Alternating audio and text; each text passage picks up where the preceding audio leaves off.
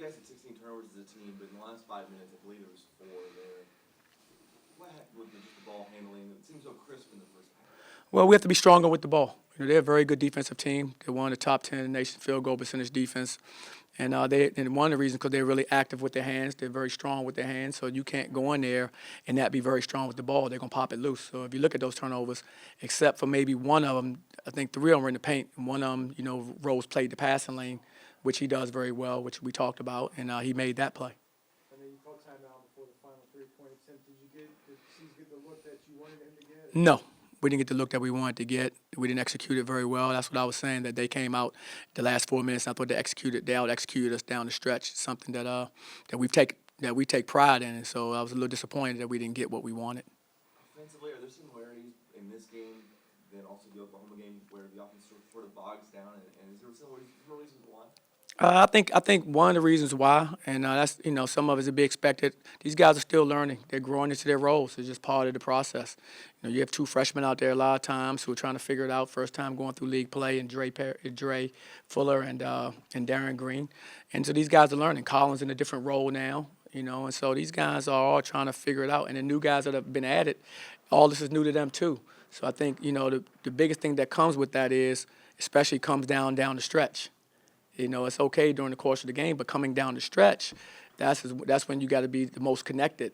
And, guys that have played together longest are going to be more connected. So Rose and Pierre-Louis, Amani Moore on the perimeter, those guys are experienced, and they kind of know what they're going to get, know what they're going to do, because they've done it for the last 3 and 4 years. Our guys are trying to figure that out in one season now.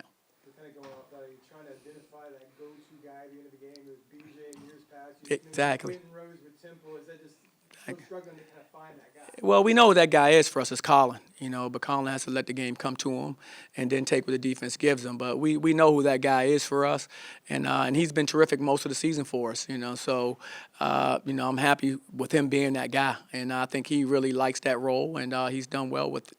How would you describe the defense on Rose today? Overall, a good job, but in those last few minutes, he kind of gets what he wants. No, definitely. I mean, he's a terrific player, and I thought for the most part we defended him fairly well. But he's going to find ways to put the ball in the basket. That's what good players do, and he's one of the best players in our conference. And so he found ways. He made some good plays, made some tough plays, a couple tough shots, and so you tip your hat to those plays that he made. But that's what an experienced player in our league is capable of doing. That's why you have to try to game plan to try to take him out of it. You went mostly zone for 36, 37 minutes. Last couple minutes was man, and it would just switch there. We went mostly man. I would say if anything, it's going to be close to 50-50, 60-40, man compared to zone. But they made some adjustments and made some shots, made some plays against our zone as well as our man. But like I said, I don't think defensively, except for the last 4 or 5 minutes, I don't think we played bad at all. I mean, you held a team that's a pretty good high-octane offensive team. They scored 62 points against us. So I thought defensively, for the most part, except for the last 5 minutes, I thought our defense was fairly solid. What do you think about Dre Fuller, especially in the first half? I thought Dre, gave you glimpses of who he can be in the first half. I mean, he's capable of. He's a 3-level scorer. He scores it at the paint, at the rim. He finishes strong. He can score it at the mid-range, and of course, he can knock down the 3. So I think he displayed kind of, what the future is for Dre Fuller as he continues to get more comfortable and get more experience. What was it feeling like at halftime? Colin only played like a minute and a half. Did they have a lead going into the locker room? Had they feel pretty good about how they played in the halftime? No, definitely. We did feel good. We felt, hey, we dodged a bullet. He was out, now he's coming back out of foul trouble. I thought Avery really stepped up. I thought Avery Diggs gave us a lot of, good minutes, and so did Ibrahim. I thought both of those guys that played that position really kind of held it down and allowed us to kind of maintain the lead going into halftime. What were your thoughts on some of the perimeter defense? There's times, I guess, you guys just let them shoot open threes.